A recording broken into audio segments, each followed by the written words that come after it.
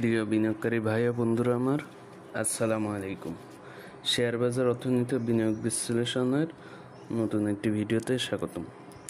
আর আজকের ভিডিওর বিষয়বস্তু হচ্ছে শেয়ার বাজার চালনা করে লোভ এবং ভয়।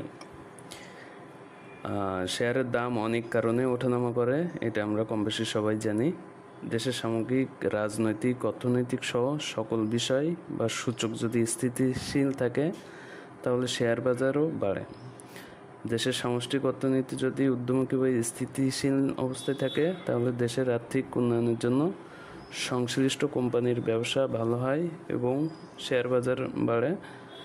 দেশের অন্তর্দেশীয় গতিবিধিতে এবং অর্থনীতিতে যখন সব কিছু ঠিকঠাক থাকে এবং ঠিকঠাক চলে তখন ওভারঅল বেশিরভাগ কোম্পানির ব্যবসা বাড়ে এবং ফলস্বরূপ তাদের শেয়ারের দামও বাড়ে।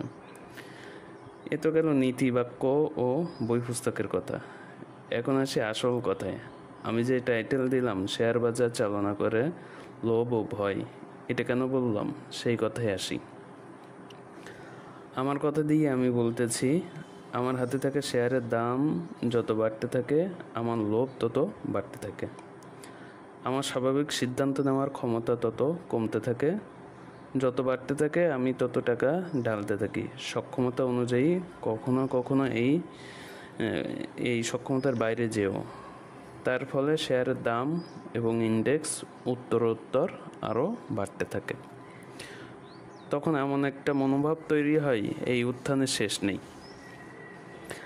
আবার একইভাবে যখন উল্টোটা হয়, মানে যখন কিছু কিছু পরিস্থিতি খারাপ হতে শুরু করে তখন বাজারের উপর বিশ্বাসের ভাটার টান পড়ে, যা 2020 থেকে 2025 চলমান সময়ের মধ্যে কিছু বিচ্ছিন্ন ঘটনায় আমি ভুক্তভোগী।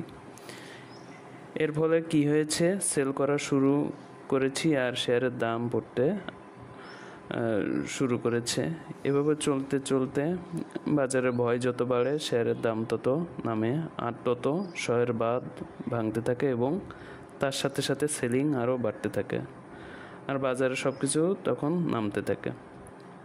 সুতরাং দেখা যায় বাজার ওঠা পড়ার পিছনে অন্যান্য সূচকের সাথে সাথে আবেগও চালিকা শক্তি হিসেবে কাজ করে। এখানে জিততে হলে আমাকে লোভ বা ভয় কোনো ক্ষেত্রে ধরা দিলে চলবে না। সিদ্ধান্ত নিতে হবে এই লোভ ও ভয়ের ঊর্ধ্বে উঠে। শেয়ারে গেইনার বা লুজার হওয়ার পেছনে কাজ করে ওভারঅল দুটি মানসিক অবস্থা বা আবেগ, যত লোভ এবং ভয়। আমাদেরকে এই লোভ এবং ভয়কে একপাশে সরিয়ে বাস্তবমুখী সিদ্ধান্ত গ্রহণ করতে হবে।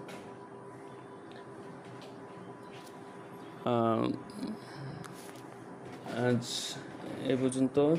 সবাই ভালো থাকবেন, সুস্থ থাকবেন, সবার বিনিয়োগ যাত্রা সফল হোক এই কামনা করে আমার জন্য সবাই দোয়া করবেন। আসসালামু আলাইকুম।